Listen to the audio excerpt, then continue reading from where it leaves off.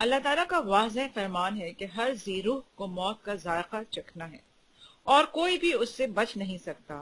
انسانوں کی روحیں قبض کرنے کا ذمہ اللہ تعالیٰ نے اپنے 4 مقرب فرشتوں میں سے ایک حضرت عزرائیل علیہ السلام کے ذمے لگا رکھا ہے۔ انہیں ملک الموت بھی کہا جاتا ہے۔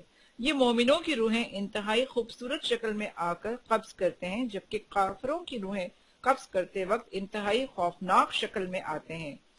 آج ہم ملک الموت کے حوالے سے 2 واقعات بیان کریں گے، جن میں سے ایک حضرت ابراہیم علیہ السلام کے ساتھ جبکہ دوسرا حضرت موسیٰ علیہ السلام کے ساتھ پیش آیا۔ حضرت ابو ہریرہ رضی اللہ تعالی عنہ فرماتے ہیں کہ موت کے فرشتے کو حضرت موسیٰ علیہ السلام کی طرف انسانی صورت میں بھیجا گیا۔ جب وہ فرشتہ آیا تو موسیٰ علیہ السلام نے اسے تھپڑ مار کر اس کی آنکھ پھوڑ دی۔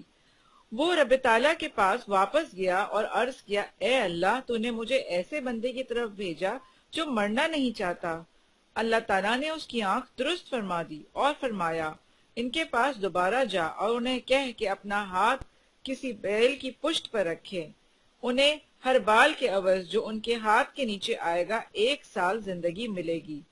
موسیٰ علیہ السلام نے عرض کیا، اے میرے رب، پھر کیا ہوگا؟ فرمایا، پھر موت۔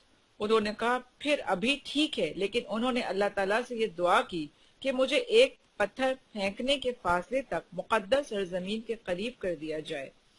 رسول اللہ صلی اللہ علیہ وآلہ وسلم نے فرمایا، اگر میں وہاں ہوتا تو تمہیں راستے کی ایک جانب سرخ رنگ کے ٹیلے کے نیچے ان کی قبر دکھاتا۔